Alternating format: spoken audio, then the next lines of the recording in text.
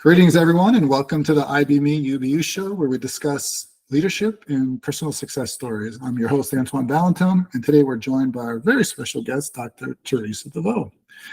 Dr. Deveaux is the founder and CEO of Savage Consulting, whose purpose is to enable individuals, teams, and organizations to unleash their greatest potential. Dr. Deveaux is also a facilitator and executive coach at Studio 5, which is a creative agency specializing in learning and development strategy and implementation based in San Francisco, California. Dr. Deveaux also spent almost 20 years at Microsoft in various leadership roles during that time. Throughout her career, Dr. Deveaux has held several higher education roles at notable institutions, including Antioch University, Pepperdine Business School, and Grand Canyon University. Dr. Deveaux earned a master's degree in organizational systems leadership and organizational development at Saybrook University, and an EDD in organizational leadership and organizational development. Did I miss anything? I don't think so. That was a lot. Thank you. Very flattering. I also have a master's in education, which I think has helped me as a professor. And that's how you and I met. It was very fortuitous that you were a student at Pepperdine, and I had the luck of being your professor and seeing you walk across the stage on video. Unfortunately, I wasn't there that time. But yeah, it was great to be part of your journey, and I'm glad we're still in touch. No, thank you. And thank you for bringing that up. Obviously, yes, that is how we met. And I do have fond memories of your class. It was very hard and scary. The final was scary, but overall a wonderful experience. And it was great sharing that, learning from you during that time, and obviously keeping in touch now that it's been, it'll be a year in August that I graduated. So I'm really excited to talk to you today and just to learn more about you and your leadership journey and your personal success story. You've done so much, and I think that, I have these conversations because I'm always open to learning more. And my hope is that, everyone who's listening will enjoy hearing the story, and maybe they can learn something that they could use in their own personal lives.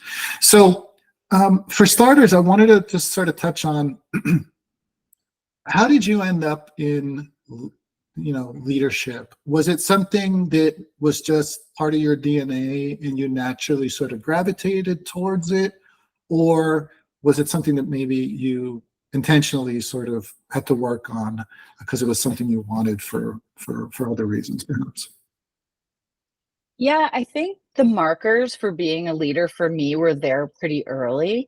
And for being an educator, actually. I have a younger sister, Natalie, who's 4 years younger than me, and her two best friends used to come by the house, and my dad had bought desks, and I used to teach them. And they went to school already knowing how to read and write because I liked being their teacher and I liked showing them, and I used to make little sheets for them. But it went beyond that as well, like sports teams. I would be a key member of the sports team. I went to an all-girls high school, and, I was class president and stuff like that. I was always sort of putting myself forward for responsibility and leadership. And the funny thing is, when I got out of high school, because in an all-girls high school, the smartest person's always a girl. The class president's always a girl. The best athlete is always a girl. So then by the time I got to college, I didn't worry about competing with men because I was just so used to being in a venue where women were successful. And I think that was very powerful. I think, I gave my parents a lot of grief for sending me to an all-girls Catholic high school, but I'll tell them to watch this video and I'll say, thank you, Mom and Dad. It was very significant in my leadership journey. And then in college, I was vice president of my dormitory. I was the head fitness instructor. So I just was, when I look back at the path, it was, in my DNA, as you explain it. No. It was in my DNA, I think, and led to my passion for helping other leaders, led to my passion for studying leadership. I didn't undertake a doctoral degree without a lot of thought. And I was like, I just think there's something here I want to discover. And so that's how I got to where I was. That's fascinating. And for what it's worth, we have actually something in common. I didn't know. So I went to an all-boy Catholic high school in New York for my freshman and sophomore year before moving to California. And then we finally went to public school. And that was an interesting experience. But I enjoyed I guess, those 2 years, again, of, in my case, having only boys in the classroom and no girls. So yeah, it's an interesting intersection with you, because not only are you passionate about leadership, it seems, but also as far as being an educator and teaching about, that subject that you're passionate about. So talk to me about the timing. Did you pursue both simultaneously, or did you excel from a leadership perspective and then decided, now it's my time to sort of give back and teach others? Mm-hmm. It was an interesting turn of events. I was finishing my doctoral degree, and as you noted, I was just about at 20 years at Microsoft and ended my tenure there. Went on to finish my doctoral degree and was the vice president of learning and development for a startup. And COVID happened. And I just generally felt like this is probably the opportunity where I get to throw my hat in the ring, because of course, during COVID, remote online education became a big thing. So I didn't have to be in a certain place. I wasn't gonna have to be in a classroom. And what I loved about finding the roles at Pepperdine and Antioch is all of them were through referrals. One of my best girlfriends from Microsoft had graduated from Pepperdine. And when I reached out to Susan, I said, is there anyone you could introduce me to? I hadn't gone to Pepperdine myself. But right then and there, I was talking to someone and got the opportunity. Same thing happened at Antioch. I had done a little work with them through my master's, but I was reintroduced to some leadership there, and I started teaching for them. So it really was, big corporate career for 20 years, a couple of years with a startup, and then COVID. And I was like, I'm going to make a play for this. And thankfully, it's worked out. Between that and my consulting business, it's worked out quite well. And the thing I really loved about Pepperdine was it wasn't fully online. We met on Zoom once a week for 90 minutes. So I actually got to know my students, and I'm still in touch with lots of them. And that was pretty significant. So when given the opportunity, I'll take hybrid teaching anytime, where I do sometimes get to see my students, and other times they're doing things around their busy lives, their own careers, their families. For me, that's very powerful. And it's been giving me the opportunity to give back and create a next generation of leaders that's better than the leader I was and better than the leaders that I reported to. That is my goal, is just to pay it forward. Yeah, that's the ultimate sort of goal, isn't it? Or maybe definition of a leader is if you're able to create the leaders of tomorrow. Would you agree?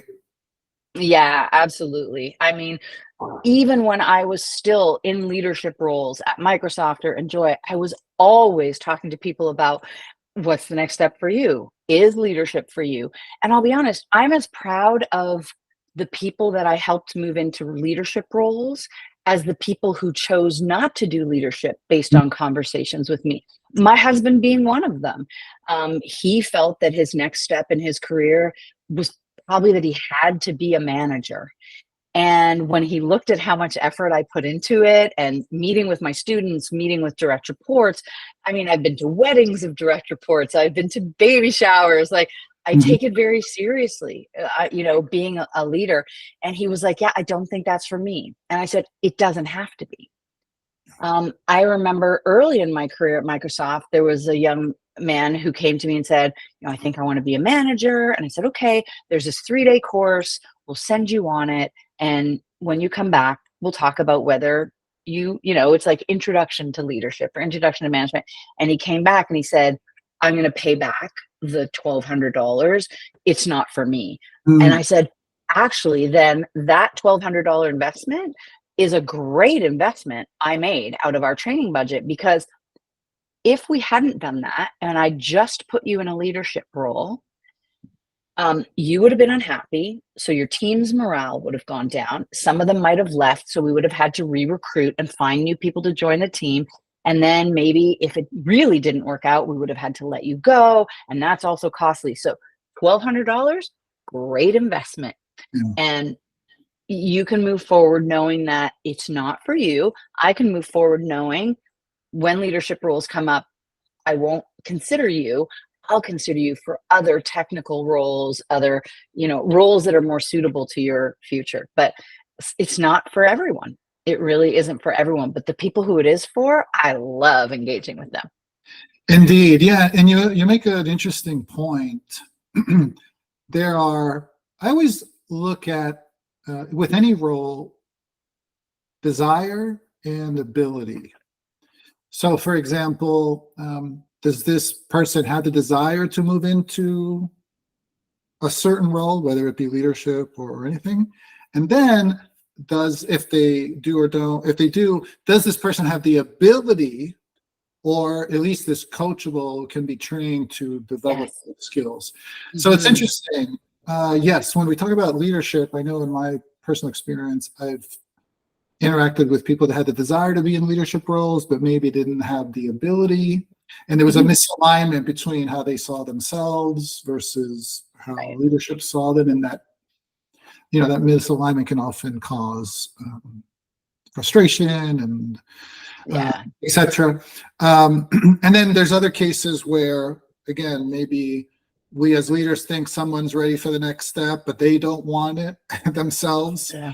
So the opposite. It's an interesting dynamic. I would add one thing when you said there's, two ways. There's the desire and the capability or the competence. Also need to check the desire, right? Is it the desire to help people? Is it the desire, or is it the desire for money and power?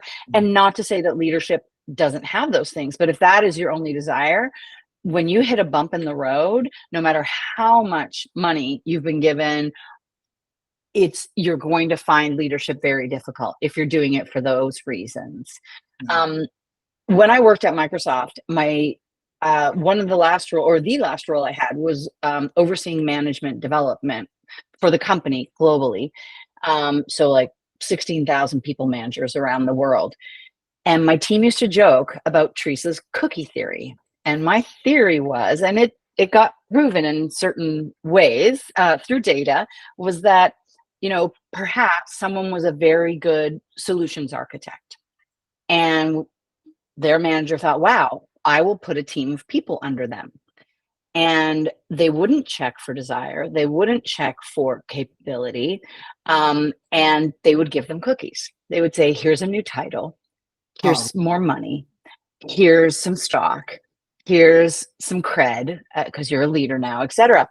And really, giving people cookies will motivate them, but it will not get you the leader that your team needs necessarily. Sometimes you get lucky and the person who likes cookies also likes leadership, but more often than not, people were not getting the support they needed.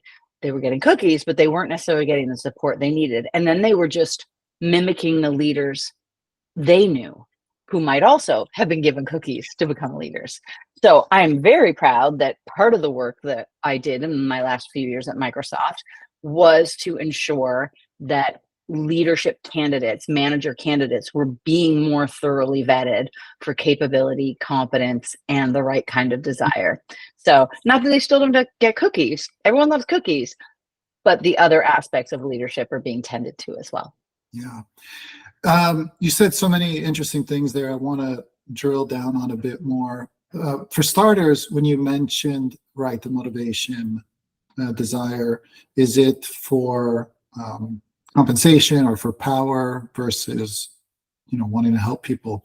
Do you think if someone's sort of motivations are, again, more to the latter, again, wanting to truly help people, irrespective of the money, do you think they're naturally better at leadership roles compared to those folks that maybe are wanting to do it for the wrong reasons? No, I actually think a person could learn, right? If they wanted to be in a leadership role because they felt the perks of being in leadership were significant enough, I don't doubt that they could apply themselves. to learn the skills, to find role models, etc. I think it's possible. And I have seen people learn leadership. And I've also met people for whom leadership is just in their DNA. But I've seen both be effective.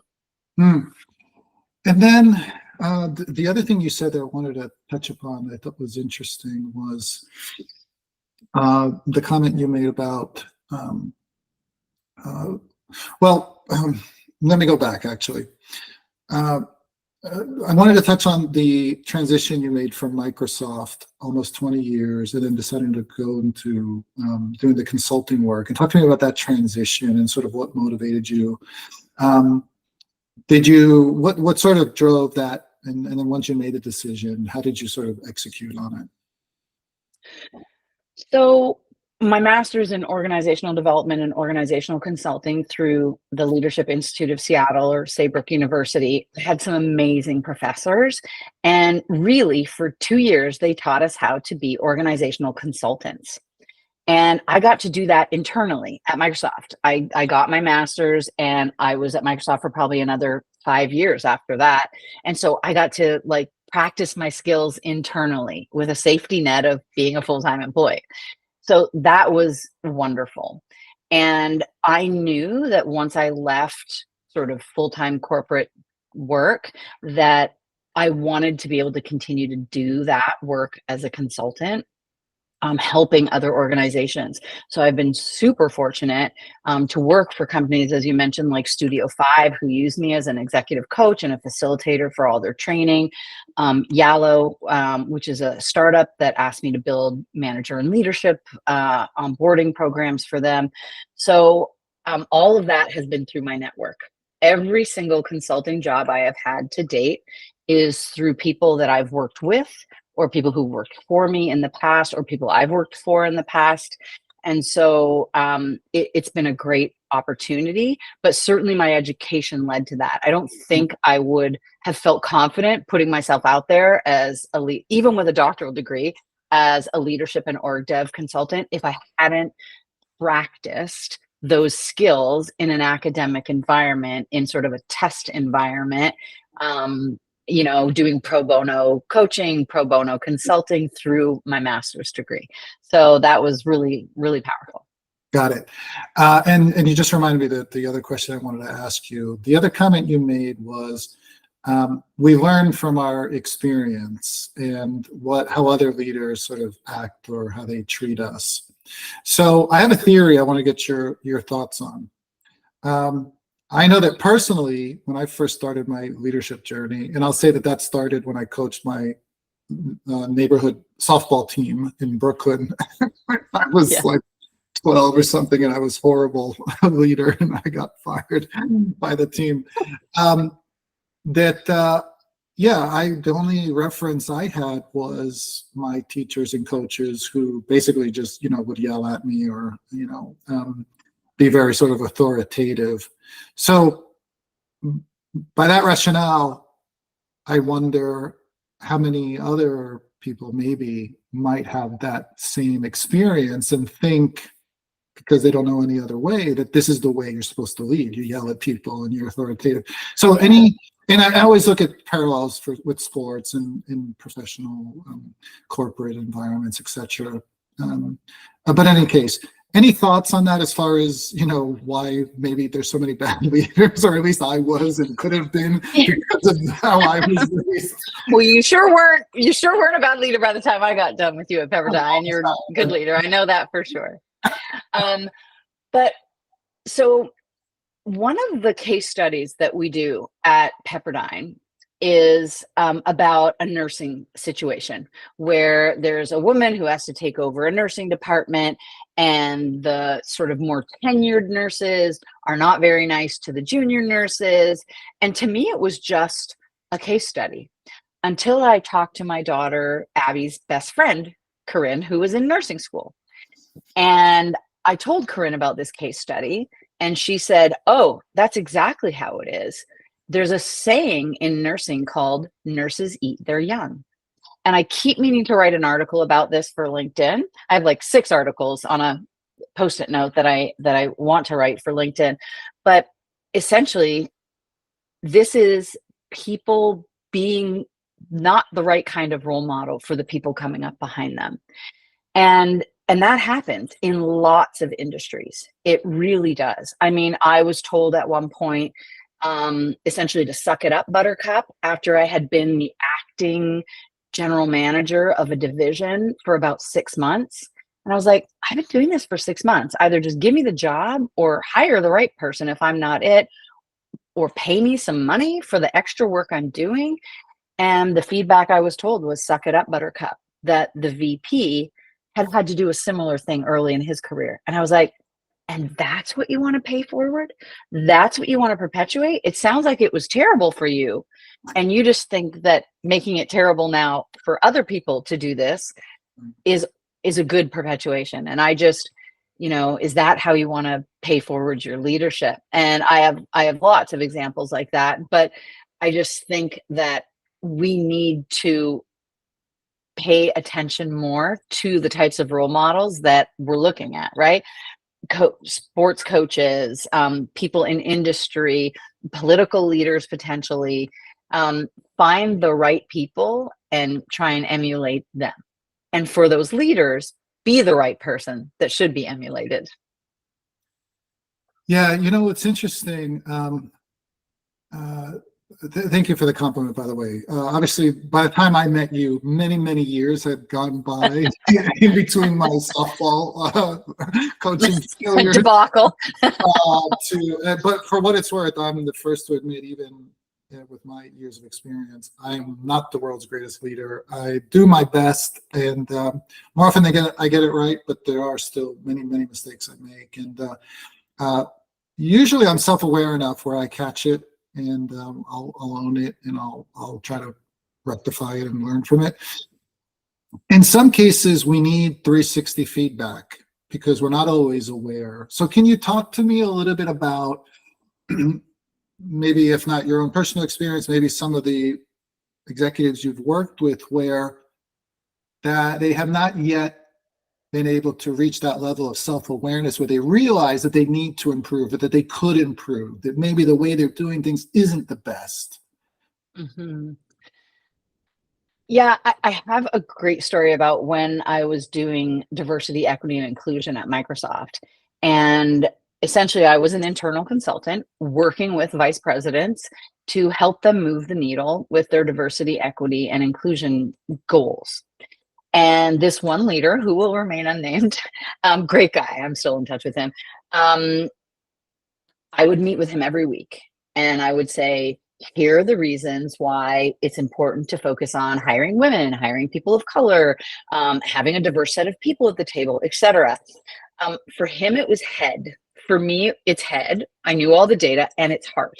I believe it's the right thing to do. And it went on for ages. And I was literally like, I would walk him across the street. Every week, I would walk him a little further across the street, walk him a little further across the street. And but honestly, every meeting would start with, just tell me what I have to do to hit my numbers, my hiring numbers, or tell me what I have to do. And I'd be like, okay, here's some data I want to share with you about the value of hitting those numbers and the positive outcomes of hiring a more diverse workforce and promoting, diverse candidates, etc. So finally, every week for months, me trying to walk him across the street, and we got across the street, and he said, "You did it. I've got religion. It worked. You gave me enough data that now it's in my heart. It's the right thing to do." I said, "Great." He goes, "And now, I need you in the next 2 weeks to get my entire team of direct reports across the street too." And I was like, "Are you kidding me? It took me months to get you here. You and I can't just stand on this side of the street and now yell back across the street and go, 'He got it. Come on, everybody.'" So change management, one of the things I teach, who could we get on board to help us maybe bring people across the street faster? So it wasn't just Teresa, it was other people, and we were all moving across the street. And he said, "Okay, you're right. I can't just yell at them and tell them, you get religion because I got religion," right? So we planned, and it was faster than the speed it took him to get there. And I had lots of people helping, but we eventually got there.